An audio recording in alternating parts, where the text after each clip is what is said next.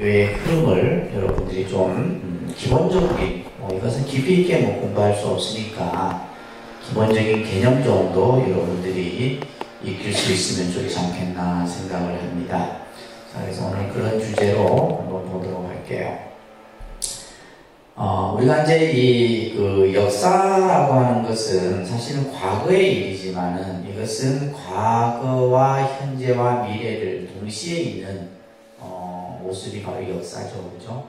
그래서 역사라고 하는 것은 단절된 것이 아니라 계속 흘러가고 있는 거예요.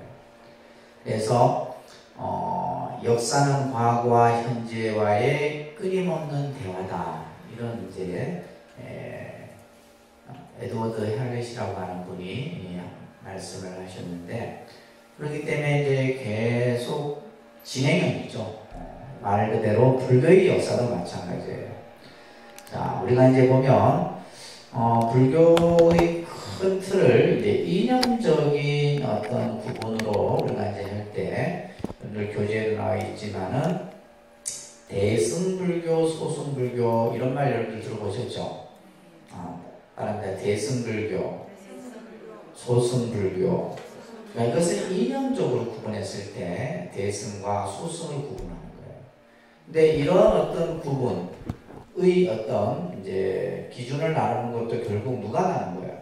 부처님이 나눈 것이 아니라 그 후대에 예를 들면 종교학자나 역사학자나 그죠? 또 불교 사상을 연구하는 이들이 똑같은 부처님의 말씀이지만은 그 말씀을 어떻게 실천하느냐에 따라서 이제 그죠? 대승은 말 그대로 뭐예요? 자기 혼자가 아닌 여러 사람과 함께하는 그런 어떤 부처님의 가르침을 실천하는 것이 대승이고, 소승은 뭐냐면 자기 혼자. 그래서 이제 보통 우리가 대승은 이타적 개념이다 이 얘기네요. 대승은 뭐다? 이타. 대승의 개념은 기본이 다른 사람을 이롭게 하는 거예요. 나를 이롭게 하는 것이 아니라 남을 먼저 이롭게 하는 것은 대승이에요. 반면에 우리가 이제 소승이라고 하는 것은 이것은 자리라고 합니다. 자리를 이롭게 하는 것은 소승이다. 이렇게 구분을 하는 겁니다. 대승은 뭐다? 남을 이롭게 하는 것. 반면에 소승은 자기를 이롭게 하는 것.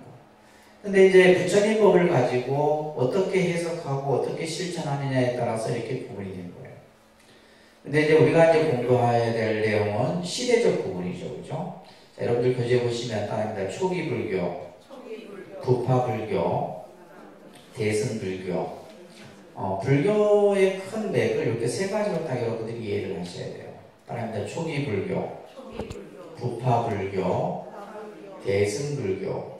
대승 불교는 초기, 중기, 후기 이렇게 또 나눠져요. 대승 불교 안에서도 초기, 중기, 후기. 그 다음에 이제 밀교의 형태가 나타납니다. 그래서 크게 시대적으로 얘기하면 요 네 단락으로 구분을 하게 돼요. 요거는 이제 우리가 오늘 공부해야 될 내용이고요. 근데 이 안에서 엄청난 많은 일들이 일어났겠죠. 시대적인 역사적인 상황 속에서. 또 우리가 이제 지역적으로 이제 불교를 구분할 때, 바랍니다. 남방불교, 북방불교, 이렇게 이제 표현합니다. 그래서 남방불교, 북방불교. 그래서 남방불교는 우리가 보통 스리랑카, 미얀마, 태국, 베트남, 라오스 이런 나라들, 우리가 흔히 말하는 동남아시아권의 불교를 남방불교 이렇게 얘기합니다. 동남아시아 불교. 그러니까 이것은 이제 지역적이라는 말은 결국 뭐예요? 어떤 지리적, 기후적 이런 이제 복합적인 것들이 다 포함되어 있는 거예요. 반면에 이제 북방불교는 동북아시아 쪽이 그죠? 중국, 우리나라, 일본을 이제 북방불교 얘기해요. 그래서 이 남방불교와 북방불교는 굉장히 다릅니다. 우리가 예를 들면 불교가 분명히 발생된 곳은 인도인데, 이 인도에서 불교가 이제 여러 세계로 전파될 거 아니에요, 그죠? 세계적으로 전파될 때 이제 제일 먼저 전파된 곳이 스리랑카예요. 이 스리랑카. 동양의 진주라는 표현을 가진 나라죠, 그죠? 스리랑카. 요즘에 이제 이 코로나 때문에 우리가 이제 성지순례를 못 하는데, 미얀마 이런 데지, 미얀마는 지금 아주 엄청나게 지금 군부 독재로 인해 갖고 많은 사람들이 고통을 받고 있는 굉장히 아주 아름다운 나라예요. 좀 이제 경제적으로는 나쁘다 있지만은 근데 우리가 예를 들면 캄보디아 같은 경우에 여러분 앙코르와트 가보셨죠? 캄보디아도 이제 지금은 굉장히 아주 어렵고 못 사는 경제적으로 그렇게 나아지만은 여러분들 앙코르와트 그 제국을 한번 상상해보세요. 그 시대 때. 그러면 그 앙코르와트가 건설됐던 그 시대는 지금의 미국이나 이런 나라는 없어요. 없었던 시대예요. 그렇잖아요. 그러니까 신대륙이 콜럼버스에 의해서 신대륙이 발견되고 해서 미국이 개척이 되고 이렇게 만들어지는 거지. 그러니까 우리가 예전에는 뭐냐면 세계의 흐름이 동양이었어요. 동양. 중국 그쪽 이쪽이었대. 지금은 이제 세계의 중심이 이제 유럽 그죠? 이쪽이 되게. 그러니까 이게 바뀌는 거예요. 서로 바뀌는. 또 이제 불교가 예를 들면 이제 인도에서 중국으로 건너져 가고 우리나라, 일본으로 건너가서 형성된 나라가 이제 북방. 그래서 이 이제 이념적인, 시대적인, 또 지역적인 이런 부분에 따라서 예를 들면 이제 남방불교 같은 경우 여러분들 이제 보면 기후적으로 덥잖아요. 덥습니다. 덥다 보니까 이제 스님들이 그 이쪽 나라는 뭐냐면 양발 신고 법당에 못 들어가요. 이건 양발 벗어야 돼요. 이게 이제 문화적인 차이가 또 생기는 거예요. 문화적인 기능. 우리 같은 경우도 이제 늘 법당에 들어갈 때 양발 신고 다니잖아요. 그죠? 맨발로 못 다니잖아요. 근데 그게 가서 일부러 또 벗어야 돼요. 벗어야 되고, 특히 이제 남방불교 같은 경우는 뭐냐면 육식을 해요, 스님들이. 육식을 합니다. 그러니까 저기에는 이제 오후불식이라 해서 오후에는 저녁에는 공양을 안 하세요. 저녁에는 오후불식이라 해서 예를 들면 정오가 지나면은 밥을 안 먹는데 낮에 밥 먹는 거 보면 놀랍니다. 고기 이런 것들 막 그냥 드셔요. 그러니까 그런 것들이 뭐예요? 전혀 아무렇지 않은 거예요. 근데 예를 들면 이제 북방불교 같은 경우는 옷도 틀리고 그죠? 기후적으로 틀리니까 우리는 이거 입었다가 저거 하나 또 걸치고 있잖아요. 안에 또 있고. 근데 남방불교는 어때요? 그냥 민소매에다가 그냥 가사 하나만 뚝 걸치고 맨발로 다니고 틀립니다. 생활도 틀리고 그런 어떤 문화. 그러니까 우리가 예를 들면 여러분들이 이제 요즘에는 뭐 세계가 하나의 어떤 그런 여러 가지 이 문화나 정보들을 우리가 볼 수 있으니까 그죠. 예전에는 그냥 우리나라 하면 우리나라 불교밖에 몰랐단 말이에요. 근데 세계에 나가 보니까 뭐 불교가 다양한 거예요. 거기에서 벌어지는 모습도 다양하고. 똑같은 우리가 예를 들면 이제 중국은 사실은 지금 이제 사회주의 국가죠. 중국이 뭐 엄청납니다. 지금 이제 완전히 경제적으로 그 강대국이 되어서 미국과 힘을 겨루고 맨 힘겨루게 하고 있잖아요. 그죠? 근데 이제 중국이 보면 자기 문화. 그러니까 예를 들면 외부에서 들어온 불교라도 한국 불교가 들어오는 것은 반대예요. 그런데 자기 안에서 만들어진 불교 문화라든지 유적은 엄청나게 장려합니다. 스님들을 공부를 엄청 시켜요. 중국에서. 그래서 자신들의 불교를 키우려고. 그러니까 예를 들면 사찰을 하나 재건을 하는, 예를 들면 이제 중국 같은 경우는 문화혁명 때 모든 게 다 없어져 버릴 거예요. 다 없어졌는데 지금의 이제 그런 사찰을 복원하면 그 복원하는 비용이 상상을 초월합니다. 수천억이에요. 하나의 절을 복원시키는데 수천억의 예산이 들어가요. 그래서 절만 복원한 게 아니라 그 주변에, 그래서 우리가 이제 예전에 중국 여행을 가고 이러면 깜짝 놀랍니다. 뭐 몇 년 만에 막 그냥 사찰이 달라져 있고 막 그래요. 그래서 이 중국 같은 경우는 자신들의, 그러니까 예를 들면 이제 종교를 개방을 안 하고 있잖아요. 기독교를 모두 개방을 안 합니다. 중국은 철저하게 자기 그걸 봉쇄를 하죠. 그러다 보니까 불교가 있긴 있지만은 이제 이 불교의 지도자들은 다 누구예요? 공산당 당원들이에요. 큰 사찰의 주지스님들, 이런 스님들은 다 공산당 당원들이에요. 그러는 이제 아직까지 이제 뭔가 이렇게 어떤 그 정치하고 종교 이런 것들이 조금은 불분명한. 그렇지만은 이 중국의 불교가 가지고 있는 저력은 엄청나다. 상상을 초월합니다. 반면에 이제 우리나라는 이제 원체 뭐 불교, 기독교, 카톨릭 여러 이제 종교들이 그죠? 같이 지금 공존하고 있고, 특히 이제 한국은 뭐 어떻게 보면 참, 이제 어떤 다른 나라에 비해서는 앞서간다고 볼 수가 있어요. 특히 이제 일본 같은 경우는 보면, 일본은 이제 또 그 문화 자체가, 예를 들면 결혼 문화라든지, 그죠? 이런 것들이 이제 불교 안에서 이루어지게 되고, 종파적 색채도 있고, 그래서 굉장히 다양합니다. 그래서 여러분들이 어떤 한 면만을 보고, 아, 불교는 이렇다, 이건 잘못됐다, 이렇게 판단하면 된다, 안 된다? 안 된다. 무슨 말인지 아시겠죠? 세계적으로 다 각기 다 모습이 달라요. 사는 스타일도 다르고, 옷 입는 것도 다르고, 먹는 음식도 다르고, 다 달라요. 다릅니다. 자, 이런 이제 지리적인 구분으로 했을 때 남방불교, 북방불교. 자, 우리는 이제 오늘 시대적으로 이제 나타나는 모습들을 조금 보도록 할 겁니다. 자, 이제 명칭들이 굉장히 다양해요. 우리가 이제 이런 명칭에 대한 개념도 학자들에 의해서 만듭니다. 그래서 예전에는 원시불교다, 초기불교다, 근본불교다, 원시 근본불교다, 뭐 이런 명칭들을 사용했는데, 지금은 이제 그것을 하나로 통일을 했어요. 뭘로? 초기불교다라고 하는 명칭으로, 그래서 early Buddhism이라고 하는 이제 명칭으로 이제 시대를 구분을 이제 학계에서 통상적으로 하고 있습니다. 그러면 이때의 시대를 어디에서부터 어디까지를 잡느냐?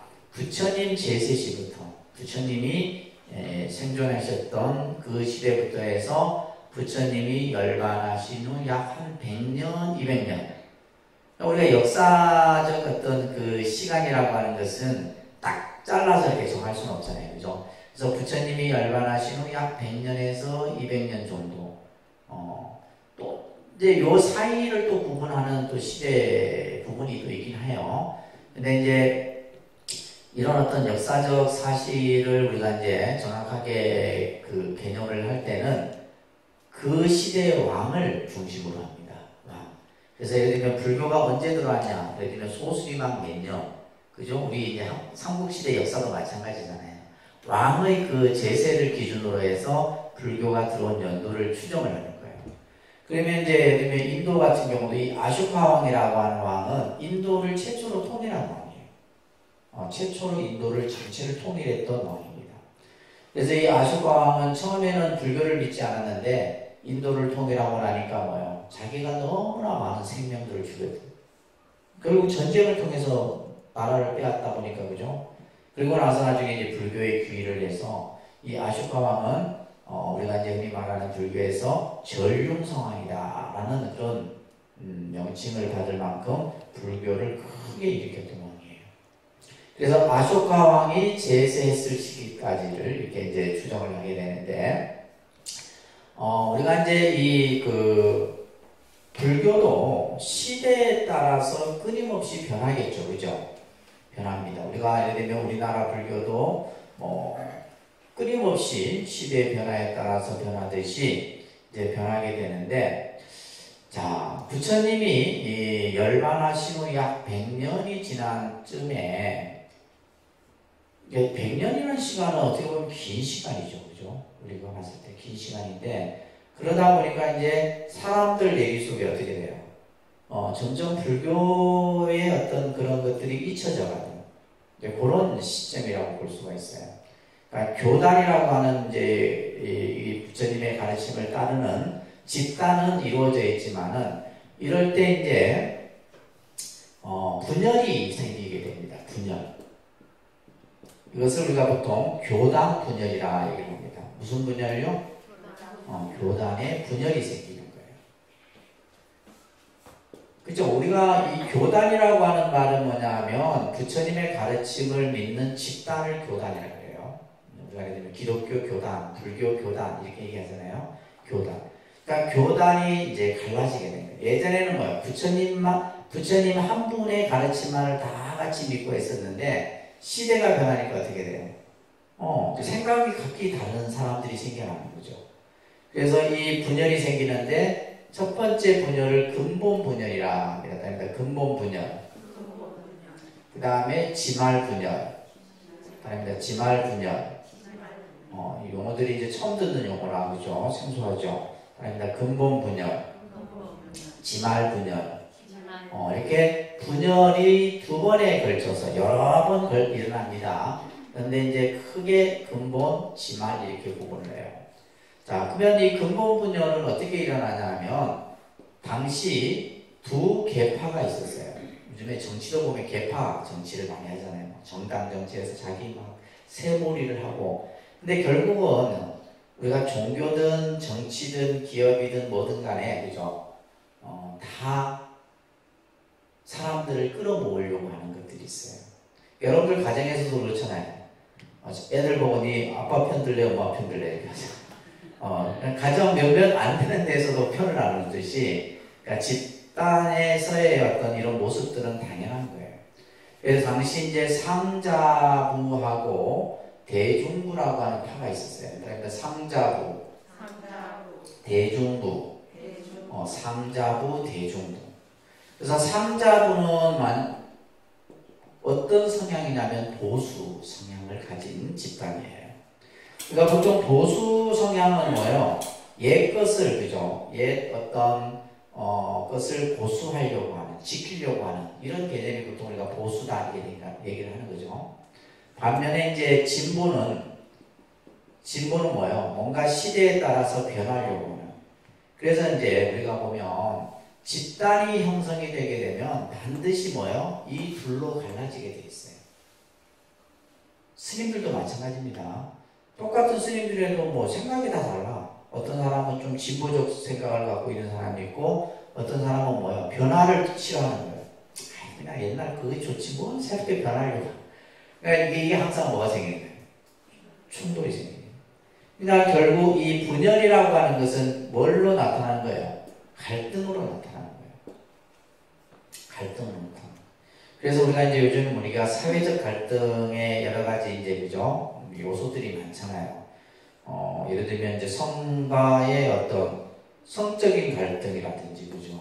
또 계급, 또 지위, 또 어떤 이념 이런 거에 따라서 우리가 그러니까 늘 그 갈등이 일어나게 되면 뭐냐면 그 안에서 여러 가지 힘든 일들이 생기는 거예요.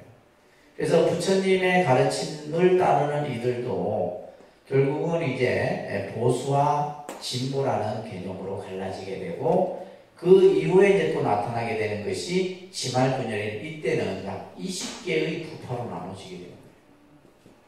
20개, 18개에서 한 20개 부파로 나눠지게 돼요. 자, 그래서 이제 초기 불교하면 자, 이 근본 분열이 일어나기 이전의 불교를 이제 보통 우리가 이제 초기 불교 이렇게 얘기를 하는 거예요. 이것을 또 원시 불교다라고 얘기를 하기도 하고. 그래서 이제 초기 불교라는 이 시대의 가장 큰 특징은 뭐냐? 부처님의 모습, 흔적이 그대로 아직까지는 존재했었던 시대의 불교를 얘기를 하는 거예요. 그래서 이제 이 시대에 여러분들 뭐가 이제 중요한 특징이냐면 이때 이제 부처님의 말씀을 크게 나누어서 3장이라는 표현을 씁니다. 그다음에 3장, 그다음에 경장, 율장, 이렇게 마지막 이제 논장 이렇게까지 해서 이제 3장이라고 하는 개념이 이제 만들어지게 되는데 이때는 이제 그 경과 율이라고 하는 개념이 만들어지게 돼요. 우리가 보통 이제 인도의 언어를 인도는 굉장히 큰 다양한 민족, 다양한 언어를 가지고 있습니다. 네, 그 언어 중에서도 이제 우리가 흔히 인도의 고대어를 산스크리트어라고 해요. 그러니까 산스크리트어, 네, 보통 이제 버머 이렇게 표현을 해요. 버머. 그러니까 인도의 고대어예요. 지금 이제 요게 나와 있는 이게 산스크리트어예요. 마치 뭐와 같아요? 뭐 그림 같아요, 그죠? 이게 이제 인도에서 사용되어졌던 부처님 당시에 사용되어졌던 이제 언어입니다. 그것을 이제 버머 산스크리트어라고 해요. 근데 이제 스님들 같은 경우는 이 언어를 또 배워야 돼요. 이 언어를 배우고 그리고 나서 이제 우리가 여기에 있는 언어가 빨리어라에서 스리랑카에서 쓰는 언어예요. 스리랑카에서 사용되는 이제 주로 이제 경을 볼 때 이 언어를 많이 봅니다. 그러니까 빨리어. 그 다음에 한문어죠, 그죠? 한문어. 그러니까 이렇게 이제 다양한 언어들이 이제 나타나게 되는데, 당시 이제 부처님께서 이러한 그 사용했던 말씀들을 이제 기록을 하게 되는데, 그 기록이 우리가 뭐라 하냐면 결집이라는 말을 씁니다. 다른 게 결집. 결집이라는 용어를 써요. 자, 부처님이 우리가 예를 들면 예수님의 성경도 마찬가지고 불교의 경전도 마찬가지고 부처님이 이 제세시, 부처님이 생존했을 때는 만들어지지 않습니다. 이 성경도 수백 년 이후에 만들어지고 경전도 마찬가지예요. 그러한 이제 경전들이 구성되는 것을 뭐라 한다? 결집이라는 표현을 씁니다. 결집. 그래서 이제 결집도 보면 나중에 이제 제1결집, 2결집, 3결집, 4결집 이렇게 나타나요. 결집이 계속 이루어집니다. 그래서 여러분들 교재에도 나와 있듯이 당시 부처님이 가장 우리 중생들에게 쉽게 말씀하셨던 경전이 뭐냐 하면 아함경이라는 경전이에요. 아함경. 그래서 초기 경전의 대표적인 경전이다 합니다. 그래서 여러분들이 그냥 보시기에도 쉬워요. 아주 쉬운 내용, 또 우리가 살아가는데 정말 지혜가 될 수 있는 그런 말씀들. 그래서 여러분들 법구경이라는 경 들어보셨어요? 법구경도 초기 경전이에요. 또 그 다음에 혹시 수타니파타라는 경 들어보셨어요? 수타니파타. 이제 법정 스님이 제일 좋아했던 경이 수타니파타예요. 굉장히 좋습니다. 그래서 이 수타니파타라든지 법구경이라든지 이런 아함경 이런 경전이 전부 무슨 경전에 해당돼요? 초기 경전에 해당되는 경전. 자, 그러면 이제 이 경전들이 어떻게 해서 만들어지게 되냐면 제일 처음에 제1결집이 만들어진 이야기를 잠깐 해드릴게요. 부처님이 열반하신 후 얼마 안 됐을 때였는데 이제 부처님이 계셨을 때는 뭐요? 이 많은 스님들이 통제가 됐겠죠. 부처님 말 한마디면 그에게 따르고 다 있었던 거예요. 근데 부처님이 이제 열반하시고 나자 서서히 뭐가 생겨요? 뭐가 생겨? 아까 얘기했던 분열이 생기는 거예요. 각자 자기 생각들이 다 이제 드러내려고 하는 거예요. 그러면서 어떤 나이 많은 비구가 자, 이제 부처님은 가셨다. 부처님 가셨으니 우리는 이제 우리가 하고 싶은 대로 하면서 사는 것이 어떻겠는가 이렇게 이제 이게 뭔가 이렇게 막 책동을 하는 거죠. 그래서 당시 이제 부처님의 제자 가운데 부처님의 법을 이었던 제자가 가섭이라는 제자예요. 가섭, 이 마하가섭 춘자가 이제 그런 어떤 막 뭔가 이렇게 스님들 사이에서 좋지 못한 일들이 일어나자 안 되겠다. 부처님의 말씀을 우리가 하나로 모아서 그 부처님의 말씀을 우리가 의지하고 따라야 되겠다라는 결집을 하게 돼요. 그러니까 이곳이 어디냐면 왕사성이라고 하는 왕사성의 그 굴에서 이제 칠엽굴이라고 하는 굴인데 아까 여러분들 이게 요 굴 있죠. 여기 이제 실제 있습니다. 이 지금 이 그 칠엽굴이라고 하는 라즈길이라고 하는 것은 왕사성을 얘기해요. 그래서 이곳이 이제 부처님이 제1결집이 이루어졌던 곳인데 막상 들어가 보면 어떻게 이곳은 500명이 이제 스님들이 모여서 무엇을 했나 할 정도로 그런 굴이에요. 이게 이제 인도에 가면 있습니다. 성지순례를 많이 가요. 그래서 한번 들어가시는 사진이 있죠, 그죠? 있는데 자, 이 왕사성에서 당시 500명의 스님들을 모아놓고 이제 이 결집이 이루어지는 거예요. 이 500명의 스님들은 전부 아라한을 이루신 분들이에요. 쉽게 얘기해서 도를 이루신 분들이다. 이런 이제 스님들을 모아놓고 제1결집을 하게 되는데 이때 이제 부처님의 경을 누가 그것을 이제 소리내서 외우는가 했더니 아난이라고 하는 제자가 부처님의 이제 제자 중에서 그죠? 부처님을 가장 옆에서 오랫동안 모셨던 제자가 바로 아난존자예요. 이 아난존자가 경을 이제 암송을 한 거예요.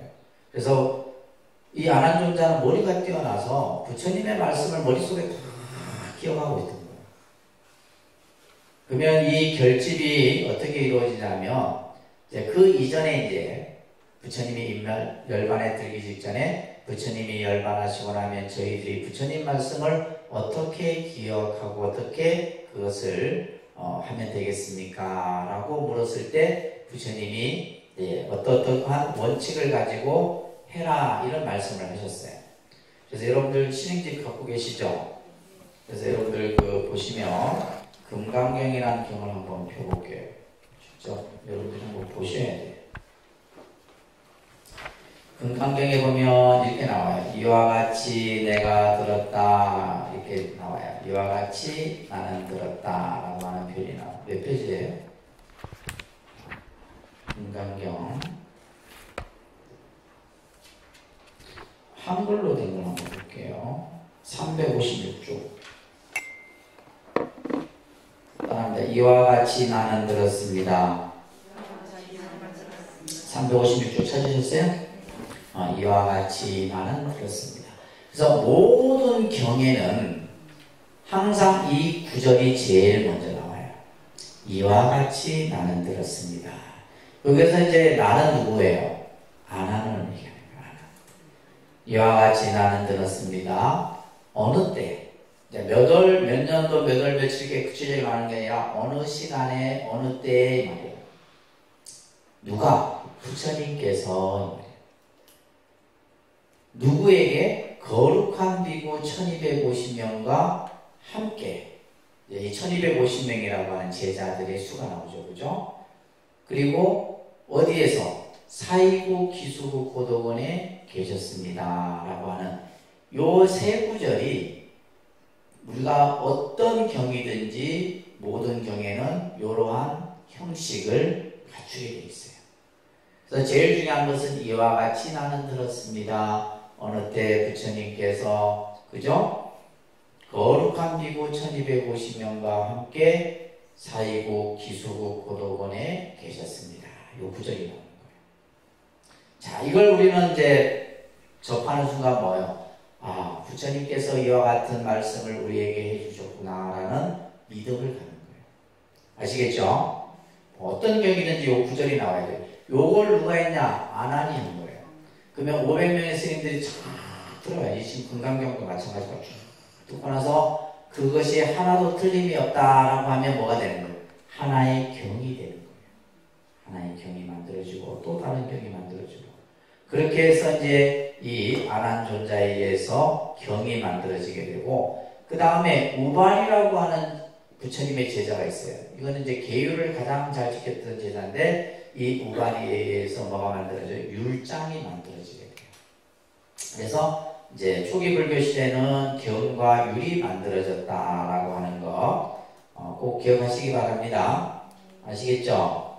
그래서 우리가 이제 이 경전이 그리고 나서 실제 이제 우리가 처음에는 이렇게 종이나 인쇄로 만들어지지 않아요.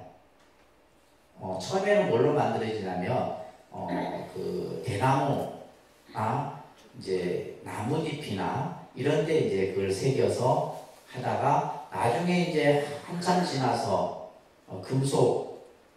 금판에다가 이제 그죠? 경을 새기고 우리나라 같은 경우는 어디에다? 목판에다가 새겨서 부처님의 말씀을 이렇게 보존하고 그것을 이제 찍어서 인쇄를 해서 이제 우리가 이제 스님들이 경을 보고 했던 거죠. 이제 이런 어떤 그 얘기들이 우리가 여러분들이 이제 기본적으로 잘 이해를 하셔요. 그래서 초기 불교 시대의 대표적인 경전이 무슨 경? 아함경. 무슨 경? 이건 기억하세요. 초기 불교 시대 때 대표적인 경전은 아함경이고 이때 뭐가 만들어졌다? 경과 율이 만들어졌다는 거예요. 아시겠죠? 그리고 이 시대 때는 뭐요? 그래도 부처님의 흔적을 느낄 수 있었던 시대다. 이게 이제 초기 불교 시대예요.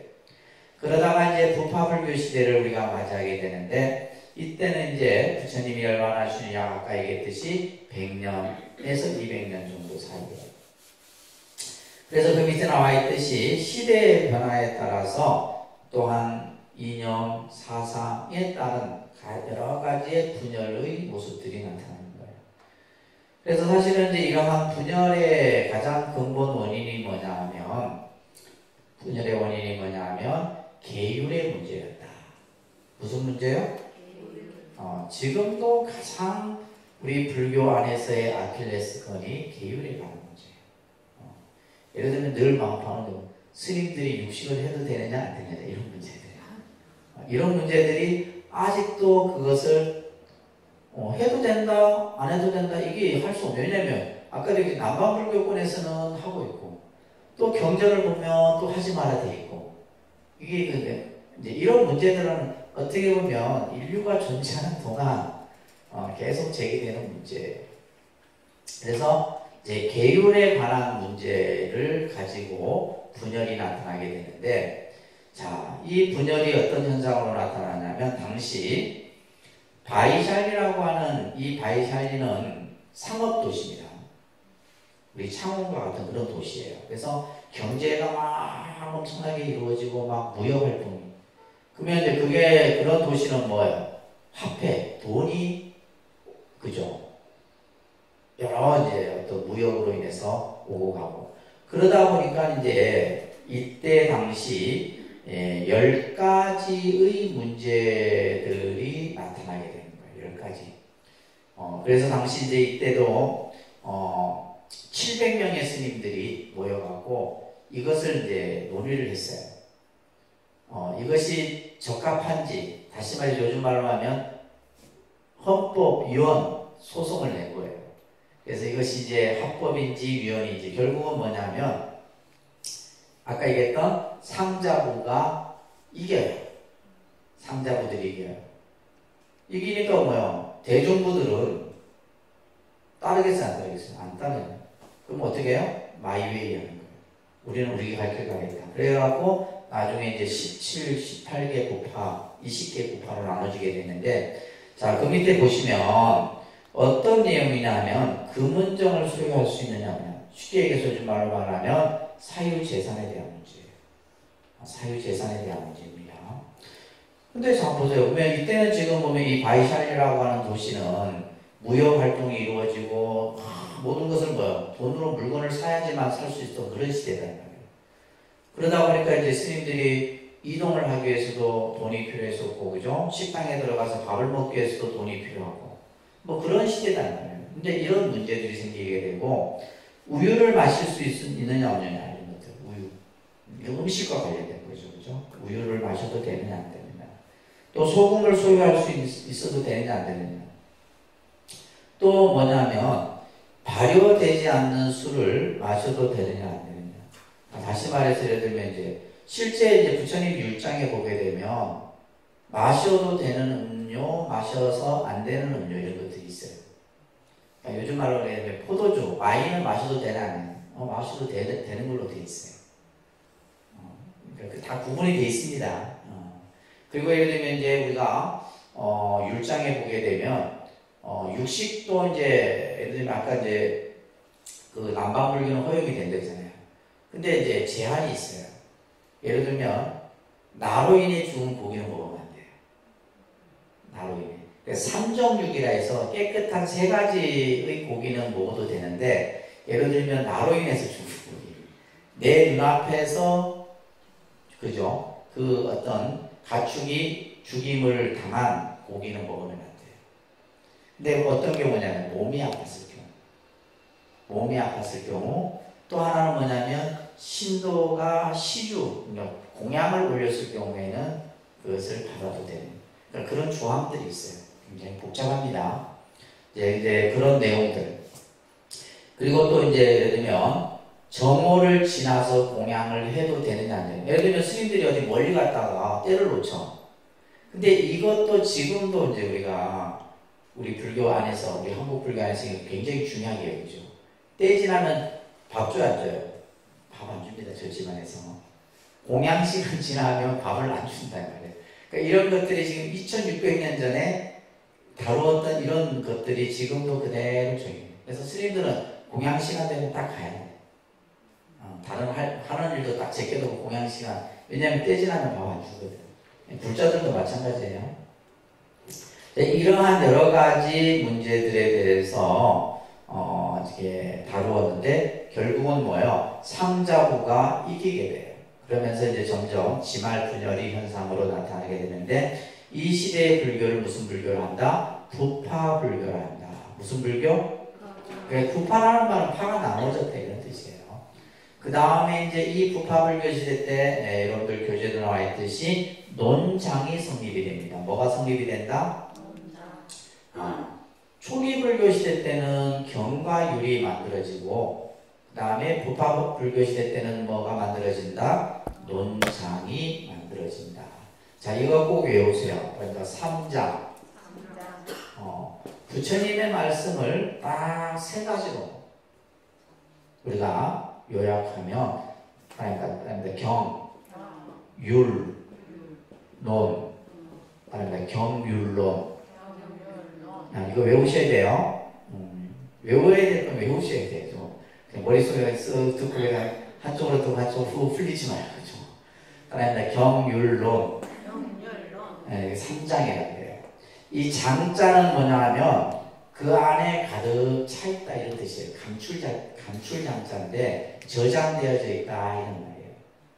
그래서 여러분들 그 서유기에 나오는 그죠? 삼장법사. 이 삼장법사가 이 얘기예요. 이 삼장법사가 바로 경율론 이 세 가지에 다 능통한 분들을 삼장법사라 해요. 자, 경은 부처님의 말씀이죠. 그죠? 부처님의 말씀을 모아놓은 것을 경이라. 그 다음에 이제 율이라고 하는 것은 부처님께서 해서는 되는 행동과 해서는 안 되는 행동을 만들어 놓은, 규정해 놓은 하나의 어떤 율법과 같은 겁니다. 이것을 율이라고 하는 거예요. 아셨죠? 그러니까 여러분들이 신도고개를 받고 스님들이 출가를 해서 수계를 받고 하는 것들이 전부 어디에서 만들어져요? 율에서 만들어져요. 그리고 이 논장은 뭐냐면 경을 주석을 해놓은 거예요. 경의 주석. 그러니까 주석이라는 말은 하나하나 해석을 다 붙여놨다 이 말이에요. 그러니까 예를 들면 논은 경보다 많겠어요, 적겠어요? 더 많죠. 더 많아요. 그래서 사실은 이 논장이라고 하는 이 논이 부파불교의 성립됨으로 인해서 불교가 교리적으로는 굉장히 체계화됩니다. 여러분들이 상상할 수 없을 정도예요. 자, 쉽게 해서 이런 얘기예요. 예를 들면 우리가 이제 불교에서 마음이라고 하는 이 마음을 수백 가지로 해석을 해요. 수백 가지로 해석한다는 거예요. 그러니까 여기에서 여러분들이 불교가 어렵다라고 하는 거예요. 불교 자체가 어려운 게 아니고 다양한 뭐예요? 해석이 있기 때문에. 그러니까 하나의 뜻만 가지고 말하는 게 아니라 예를 들면 우리가 뭐 공을 얘기해도 공에 대한 뭐 뜻이 엄청나죠. 마음에 대해서도 엄청납니다. 마음을 뭐 5의 뭐 100법, 100가지로 구분을 하는 것도 이런 어디에서 하는 거야? 논장에서. 그래서 이제 부파불교 시대가 되게 되면은 여러분들 교재로 나와 있듯이 이때는 뭐냐면 스님들이 수행은 하지 않고 오로지 뭐만 한다면 부처님 경을 가지고 해석만 하는 거예요. 부처님이 이렇게 말씀하셨는데 자기 생각을 이렇게 또 설명하고 그러다 보니까 그게 만들어진 게 뭐예요? 논이에요. 그래서 우리가 이제 대표적인 논하면 구사론. 구사론이라는 논서가 있어요. 구사론, 아비달마, 뭐 예를 들면 진론 뭐 등등 엄청나게 많은 논이 있습니다. 이 논은 부파불교 시대 때만 나타나는 것이 아니라 대승불교에 와서도 수많은 논이 나타나요. 그러니까 예를 들면 하나의 경전을 가지고 그것을 해석하는데 논서가 100권을 만들어내요. 엄청나게 방대하죠. 그러니까 우리가 지금 가지고 있는 이 머리로는 따라갈 수가 없어.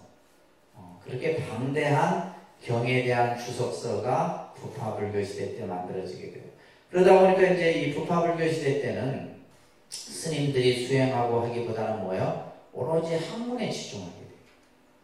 학문에 치중하게 되고, 학문을 치중하게 되면, 그렇죠. 우리가 보면 책 보고 이런 사람들 보면 생각이 좁아요. 우리가 교수들이 똑똑한 것 같죠? 안 그렇습니다. 자기 그거밖에 몰라. 다른 걸 모른다 이거예요. 그리고 또 보면 학교 선생들도 마찬가지예요. 학교 선생들도 크게 보는 안목이 없어요. 자기 그 분야, 자기 영역밖에 몰라요. 그러다 보니까 맨날 뭐만 하는 거예요. 서로 지들끼리 싸우는 거예요. 그래서 아까도 얘기했듯이 지말 분열이 18개의 부파들이 이제 나타나면서 자기의 이론을 체계화시켜요. 뭘 체계화시킨다? 부처님의 말씀을 가지고 자기 부파에서 주장하는 이론을 체계화시켜요. 그러다 보니까 이제 불교가 해석이나 설명이 굉장히 방대해져요. 저도 사실은 어렵습니다. 뭐 구사론이나 이런 것 같은 거 보면, 우리 마음을 해석하고 이 세계를 해석하고 하는 게 엄청나요. 그러다 보니까 이제 점점 이 부파불교 시대 때는 뭐가 돼요? 사람들로부터 이 영역은 일반 신도들이 할 수 있는 영역이 아니에요. 오로지 스님들만 했었어요. 이 부파불교 시대 때. 그러다 보니까 이제 불교가 점점 민중들로부터 멀어지게 되는 거죠. 멀어지게 되고, 그러면서 이제 또 다른 새로운 불교를 만들게 되는 하나의 계기가 되는 겁니다. 자, 우리가 초기 불교, 부파불교, 요 시대. 그죠? 요 시대에. 그래서 이제 이 부파불교 시대 때에 어떤 좋은 점도 있었지만은 안 좋은 점은 뭐였어요? 불교 교리가 체계화됐다는 거. 부처님의 말씀이 논리적으로 정리가 됐다는 거. 또 안 좋은 점은 뭐예요? 스님들이 수행을 하지 않고 뭐만 했다? 책만 봤다는 거. 그리고 또 하나는 뭐냐면 대중들의 아픔을 외면했다는 거. 그것을 우리는 이제 부파불교 시대의 불교를 승원불교라고 합니다. 무슨 불교요? 승원불교. 그러니까 절 안에서만 있었던 거예요. 절 안에서. 자, 그러면서 이제 우리가 아까 누가 있었어요? 대중부라고 하는 파가 있었죠. 이 대중부는 진보적 생각을 가진 분들이에요.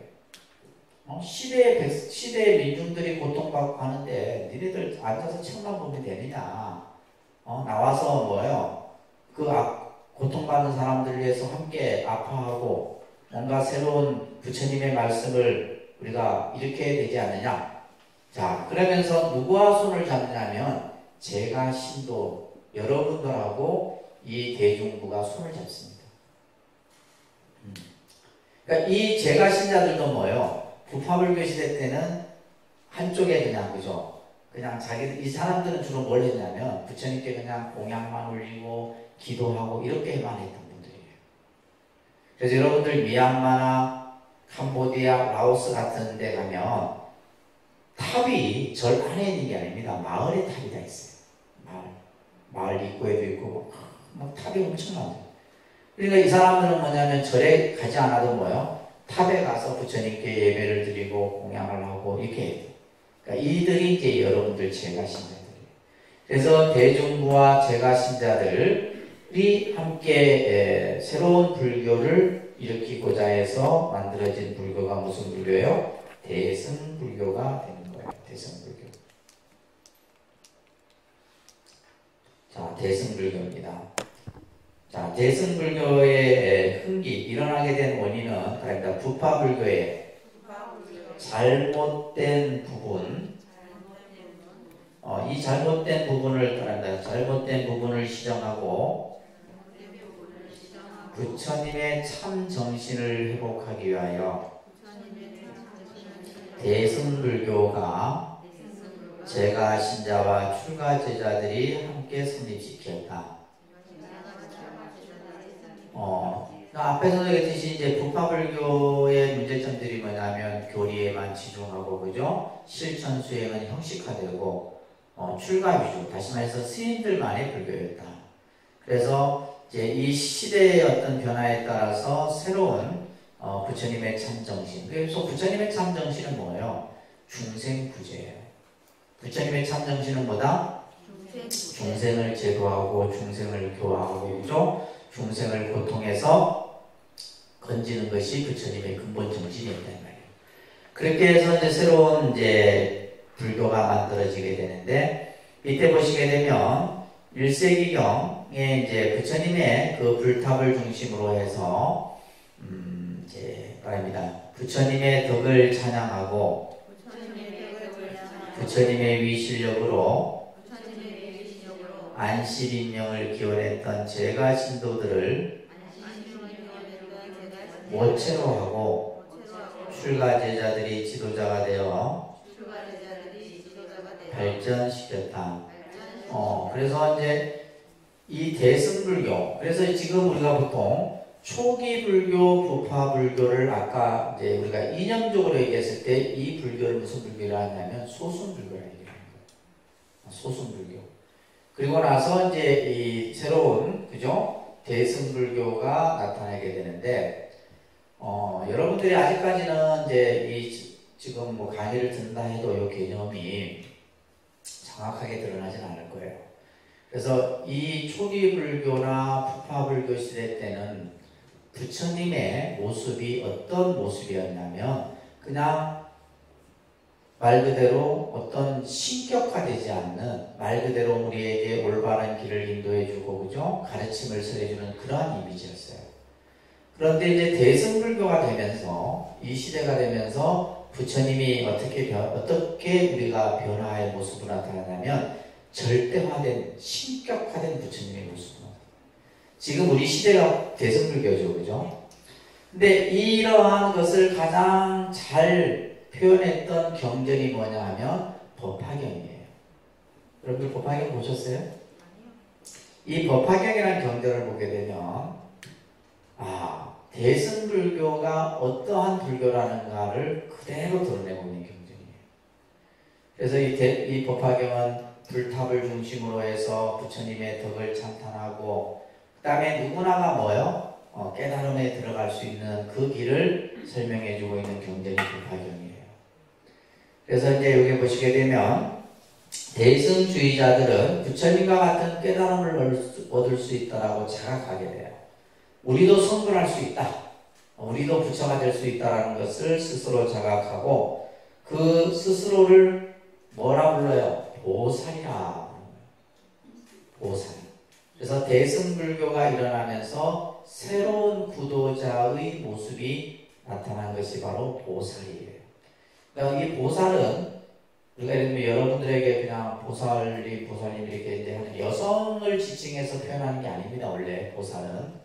그러니까 쉽게 말해서 대승불교의 수행 구도자들을 일컬어서 보살이라고 합니다. 용어 자체의 개념은. 그리고 이 보살은 뭘 실천해요? 육바라밀을 실천하고 자리타의 완성, 자인 불타가 되기를 발언하는 이러한 이제 보살의 행을 실천하는 그러한 모습들이 나타나게 됩니다. 그러면서 따릅니다. 부처님의 덕을 찬탄하는 새로운 경전을 만든 것이 대승경전이다. 그래서 이제 우리가 보통 대승경전 하면 여러 경전 부류들이 있어요. 그래서 이 경전을 구분하여 이제 대승불교를 초기, 중기, 후기 이렇게 구분을 하는 겁니다. 자, 보시면 대표적인 이제 그 대승경전들이 있어요. 바랍니다. 반야경, 화엄경, 법화경, 유마경. 그래서 우리 이제 불자들이 이런 경전 정도 이제 보려고 하면 공부를 많이 해야 되겠죠, 그죠? 나중에 여러분들이 법화경 같은 경우도 한번 보셔야 되고, 또 화엄경도 한번 보실 수 있는 그런 인연이 되면, 그냥 아무나 뭐 이것을 여러분들이 보실 수 있는 또 기회가 되는 건 아니에요. 자, 이 초기의 대승경전은 아까도 얘기했듯이 불탑신앙을 강조합니다. 불탑신앙. 그래서 탑신앙이 성행을 하게 돼요. 탑신앙. 그러니까 이 불탑 안에는 뭐가 모셔져 있어요? 부처님의 사리가 모셔져 있기 때문에. 그 사리가 모셔진 그 불탑을 똑같은 뭐와 생각했던 거예요? 부처님이다라고 생각했던 거예요. 자, 그 탑을 중심으로 해서 뭘 하고? 하나입니다. 참회하고 예배하기를 권하며 보시 등의 이타행을 강조하면서 경전의 공덕을 찬탄하며 숭배하게 된다. 자, 이게 이제 초기 대승경전의 핵심 내용들이에요. 그래서 아까도 얘기했듯이 가장 그것을 잘 드러내는 경이 바로 뭐다? 법화경입니다. 금강경도 마찬가지고, 금강경은 반야경이라는 경전에 속해 있는 경전이에요. 이 반야부 경전, 우리가 이제 예를 들면 자 보세요. 이 초기 대승경전 중에 대표적인 경이 이제 반야경인데, 반야경이 권수가 600권이에요. 600권. 몇 권이에요? 600권 반야. 그래서 600부 반야다 이 얘기예요. 그죠? 책장만 넘겨도 수십 년은 넘겨야 돼요. 네, 그 정도로 방대해요. 이 방대한 600권 중에 여러분 아까 금강경 있죠, 그죠? 금강경이 577권째에 해당되는 경이에요. 반야경의 큰 그 대반야경 가운데 금강경이 570. 이 600권 반야경을 270자로 줄여놓은 것이 바로 뭐예요? 반야신경이에요. 반야신경. 그러니까 우리가 늘 독송하는 반야신경 있죠? 그러니까 반야신경 한 번을 독송하는 것은 뭐예요? 600권의 반야경을 독송하는 것과 같은 거예요. 근데 이제 내용을 알아야죠, 그죠? 내용을 잘 여러분들이 그것도 나중에 또 공부하실 거예요. 반야신경에 대해서도. 그래서 이 600권의 방대한 부처님의 말씀을 270자로, 이건 말 그대로 뭐예요? 한 글자 한 글자가 말 그대로 뭐예요? 엑기스만을 전부 담아. 그래서 반야신경이 대단한 거예요. 반야신경이. 자, 그리고 이제 화엄경만 해도 80권, 40권, 이런 권수들이 있고, 법화경도. 자, 이런 경전들이 이제 초기 대승경전의 대표적인 경전들입니다. 그 다음에 그 밑에 보시면, 대승중기에 와서는, 따라합니다. 유식사상, 열애장사상, 이런 내용이 담겨있는, 그래서 이제 초기 대승경전의 가장 핵심이 이제 공사상이에요. 무슨 사상? 공사상. 그리고 이제 대승중기에 와서 나타나는 것이 유식과 열애장사상이에요. 지금은 이제 자꾸 이제 이 용어를 처음 듣는 거니까 귀에 자꾸 익숙해지도록 들어만 주세요. 나중에 전문 과정에 가서 이제 조금씩 배우고. 저희가 이제 동국대학교에서는 이렇게 배워요. 예를 들면 유식사상을 학부에서 한번 배우고, 석사과정에서 한번 배우고, 박사과정에서 한번 배우고, 이런 식으로 배우는데, 이제 그 학부에서는 기본적인 개념을 배웠다라면, 이제 석사과정에서는 이제 예를 들면 여기 나오는 경전을 가지고 공부하고, 그 다음에 이제 박사과정에서는 이걸 가지고 연구를 하고, 이런 식으로 이제 시스템이 되어 있어요. 그래서 따릅니다. 승망경, 열방경, 해심일경, 능가경, 대승기신론.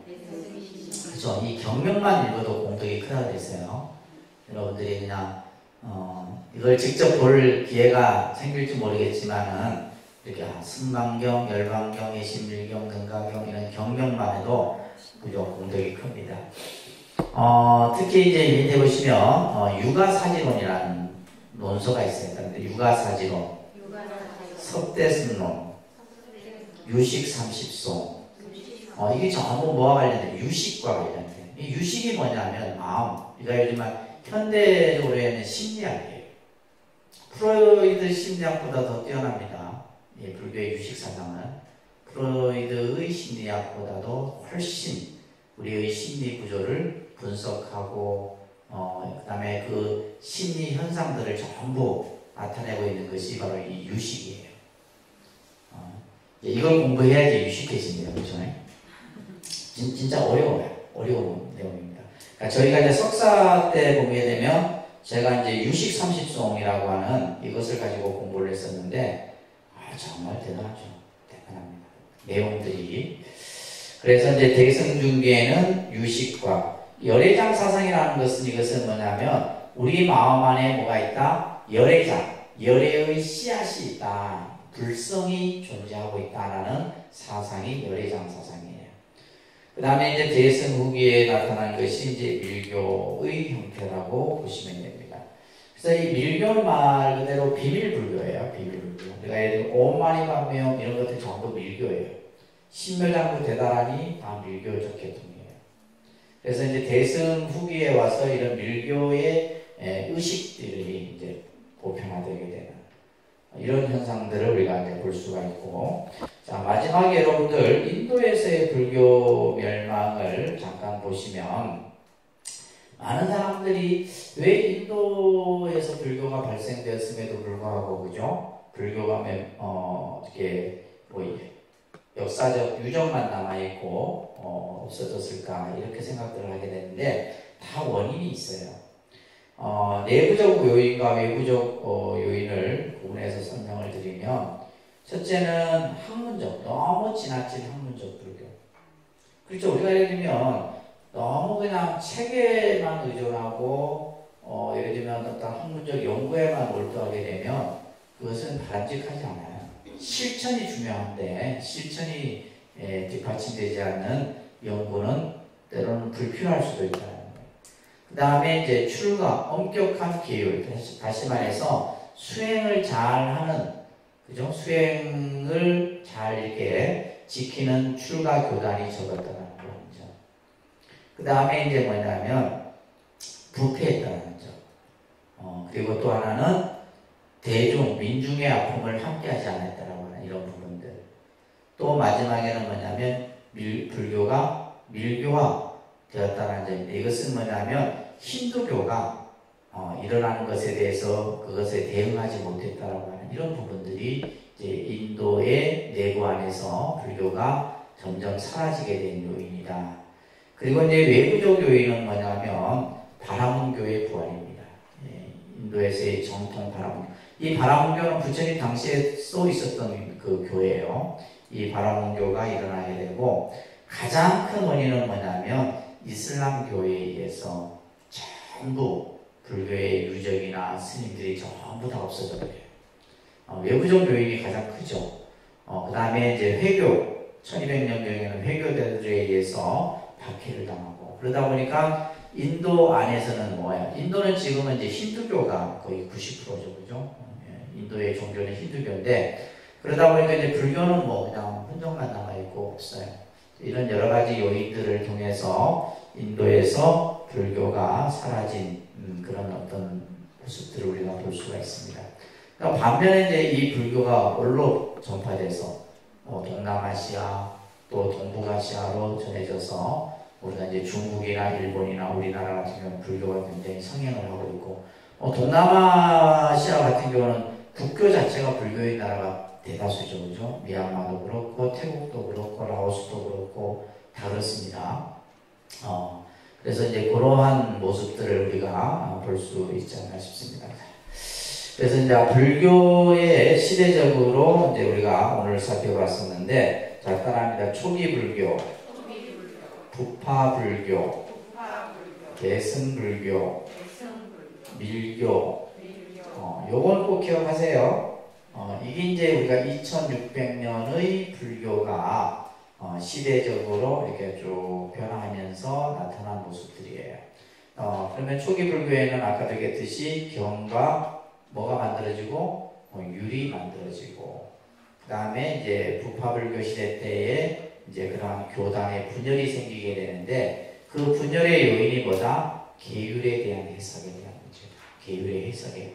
그래서 이제 근본 분열, 지모할 분열이 나타나게 되고 이때 이제 제2결집이 이루어지면서 논장이 만들어졌다는 거죠. 그러면서 이제 초기 불교, 부파불교 시대 때는 결국 뭐냐면 스스로 이제 어떤 부처님의 가르침을 제대로 이제 표현해내지 못한 거죠, 그죠? 여러분들 교재 56쪽인가요? 보면 소승불교, 대승불교의 차이점을 잠깐 아까 이제 좀 생략하고 넘어갔었는데 이 소승불교, 대승불교의 차이점이 아까도 얘기했듯이 뭐다? 자리와 이타라고 하는 부분이에요. 그죠? 이거는 기억하세요. 그래서 소승은 자리적인 측면이 강하고 대승은 뭐다? 이타적인 측면이 강하다. 그러면서 대승불교는 실천을 강조하는 거예요. 실천. 그래서 대승불교의 가장 핵심은 실천입니다. 책을 가지고 연구하고 이게 아니에요. 대승불교는 직접적인 어떤 보살행, 실천을 통해서 그러면서 이건 이제 뭐냐면 출가와 제가가 함께 실천을 하는 이런 모습들이 대승불교에 나타난 반면에 소승은 뭐다? 자리 수행 중심으로 해서 은둔적이고 그러니까 오로지 자기 수행만 해서 자기 혼자 해탈만을 얻으면 된다는 것이 소승이에요. 이런 개념들이 이제 이념적으로 구분이 되게 된다는 것들, 이런 것들을 정리를 잘 해두시기 바랍니다. 아시겠죠?